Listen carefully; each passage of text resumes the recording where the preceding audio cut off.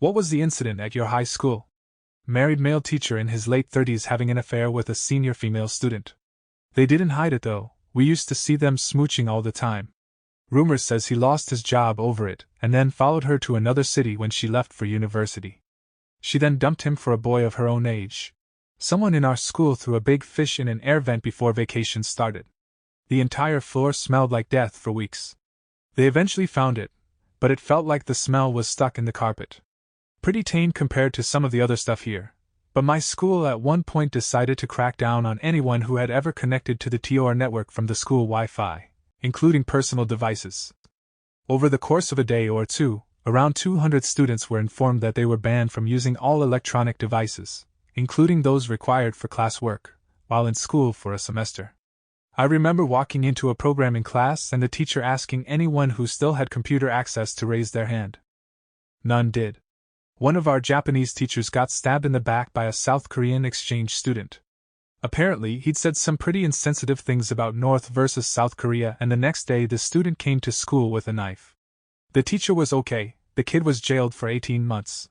We had so many pregnant teen girls that they had their own gym class. A friend of mine who had a fake leg, he had a solid metal rod from mid-thigh to mid-calf from childhood leukemia, so he couldn't bend at the knee, was in the same class. Just this one poor guy and 30 pregnant 16-year-olds. I was a teenager in the late 90s and grew up in the southeastern United States. It was a suburban area where a ton of people identify as evangelical Christians. It's also called the Bible Belt. The required sex education classes didn't teach anything, so there were girls who thought jumping up and down would prevent pregnancy. No kidding. These were really sheltered girls who would attend purity dances, so it was quite a scandal that so many were pregnant at the same time. Most of the baby daddies were just dumb teenage boys who didn't know the facts of life. Remember that there was no internet at this point, so it's not like teens could get information on their own, especially if they were from a super religious background. A girl on my street was sent away to live with an aunt when she got pregnant. Also, the pregnant girl gym class was technically for the physically disabled kids, hence why my friend was the lone guy in the class. His leg, from what he explained to me, had cancer in the bones of his knee. They didn't want to amputate his whole leg, so they removed the knee and grafted a rod in place. This would have been back in the late 80s, so I'm sure they do stuff differently now. This is pretty tame but funny. We had a music teacher who absolutely doused herself in perfume.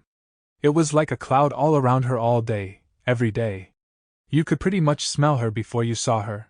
We had music after lunch, so if you were in the room to kill the remaining 10 minutes of lunch.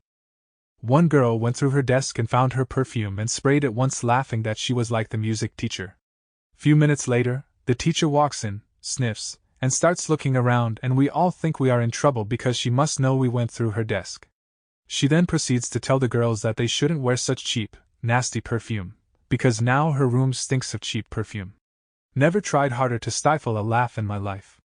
There was a guy leaving smeared feces around the walls in the bathroom. I found one and I'll never forget it.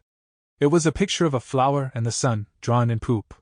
There were several incidents before the person was caught brown-handed, and several jokes about Code Brown. So, this was like 15 to 16 years ago. Our school used to have a fun little rivalry activity during homecoming week. We had 3 school colors, red, white, and black. On the day of the homecoming assembly, each grade year was assigned one of the colors, and whichever grade has the most participation would be the winner. Sophomores wore red, juniors wore white, and seniors wore black. People would get very into it, dyeing their hair, making signs, and trying to bribe teachers onto their teams. It was honestly a lot of stupid fun in a slightly more innocent time. Things that would appear to be an obvious problem today were not really at that time. Of course, the year after I graduated, it went too far. Most years, the seniors would win this little competition, and the juniors would be grumpy about it. Anticipating this, a few idiot juniors thought it would be funny to show their disdain by dressing up in white with KKK hoods, with a fake lynched black senior dangling from a pole. Yeah, it was a bad time. Last I heard, the kids were suspended, the principal voluntarily retired in response to the backlash, and I'm pretty sure that little tradition has been dead ever since. One of the science teachers thought having a class project around creating mini rockets would be a fun little activity. Well, unfortunately he didn't notify the school where or when they were going to test these.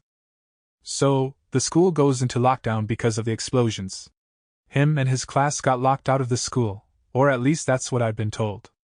My high school in Australia had agricultural learning, so we had livestock at the far end of the oval, and some facilities. In the 90s, someone broke into the school and slaughtered all of the animals and drew pentagrams and swastikas and blood all over the school and left decapitated heads around. It was a pretty historical event for that school. One of the guys at our high school thought it would be funny to pretend he had died in a car accident on a specific date, so he didn't show up for class. He had friends spread rumors right at the beginning of the day about it. People were grieving because he was a part of the popular group, and just well known all around. So, he walks in near the middle of the day smiling and laughing. People were shocked but amused.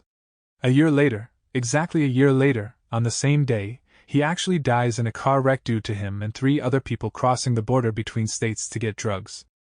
The girl driving tried to swerve due to an armadillo. Out of the 4 people, he was the only one to die. People thought it was him trying to pull the same joke that year around, but it turned out that no. We had the state's largest sting operation in our school. It began when a senior who looked 25 started at the school. He wouldn't date any girls, had horrible grades, and missed a lot of school. This undercover cop was trying to buy drugs and school property. He was there for several months. One day we were all sitting in class, and in the class next to us a few cops plus the principal started pulling students out of classes and arresting them. Turns out something like 20 kids or more were arrested, plus some parents, in the whole operation.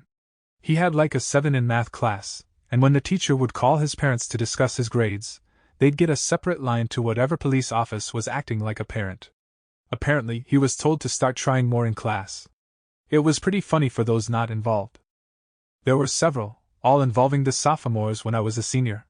Like there was something seriously wrong with the class of 2008. One kid started printing $20 bills from his dad's office. Apparently, he was good at it as the Secret Service paid him a visit. Multiple incidents of alcohol on campus. My class wasn't innocent in this. We all at one time passed around a bottle of spiked Gatorade.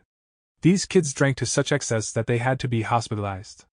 It got to the point where the school banned all water bottles and drinks from home. Finally, the Great Thermometer Incident of 2006. Basically, a group of sophomores broke open an old glass thermometer and played with the mercury inside. They did this in the cafeteria before first bell. So around second period an announcement is made telling everyone who was in the cafeteria before first bell to report to the auditorium immediately. A third of the school shows up, me included. They then proceed to lock us in and inform us we must wait to be cleared by a hazmat team. That hazmat team took their sweet time getting there, and we didn't leave the school until 7 p.m. Those of us with jobs basically lost a day's pay. It's been 17 years, and I still want to throat punch the Three Stooges who did that. My class had an anonymous blogger, like Gossip Girl, who would target each of us in turns, like spreading rumors about students and teachers, and trying to turn friend groups against each other. This was an all-female class. Nothing too dramatic, but we spent the whole year trying to figure out who it was. We narrowed it down to be someone from our class. In the end we gave up, because everyone found her writing style so over-the-top and annoying, and the lack of attention caused the blog posts to appear less frequently till they stopped altogether. Coolest guy in school was an amazing guitarist, really good at finger-picking, super lovely, talked to everyone, even the teachers loved him. He was in my homeroom, he was older, but he used to let me sit near him sometimes. One weekend he went out with some friends to play with firecrackers. The guy blew all his fingers on both hands off. He didn't come back to school for a few months, and then one day he came back, sat in the corner with a hoodie over his face, and his hands buried deep in his pockets. He never spoke to anyone again. He couldn't play guitar, couldn't even open a door. So fucking sad. We were all so sad for him. Older high school kids are having a party near the end of the school year, they get busted. One tries to run from the cops and crashes into the electrical transformer in front of the school, giving everyone 2 days off. Some moron stole 3 mercury thermometers from a science class and decided it would be fun to smash them in the gym during a passing period. School was evacuated and the gym was closed for a week. Someone made a bomb threat against the school. The police said they had it covered and kids wouldn't be in danger. Only about half the schools showed up anyway. It was a very odd day. A kid brought a gun to school to show his friend. Other kids saw it, and by the time I arrived, the school was surrounded by police officers and news copters, and I was yelled at to go home. School was locked down all day as they went room to room searching. My old Spanish teacher actually thought the cops were the active shooter and tackled one as he came into the room. He ended up with a giant lump on his head, but he was a hero to us all after that. We had your standard public school stuff, creepy teachers, fights at least weekly, etc. But the one that stands out above all is the phantom shitter. The phantom shitter is a still unidentified student who, in between the two busiest lunch periods of the day, managed to take a massive, stinky dump in the middle of the hallway leading to the cafeteria. Nobody saw who did it, and somehow the cameras caught nothing. The school barely even tried to catch him. They knew they were no match for the sheer willpower of the phantom shitter.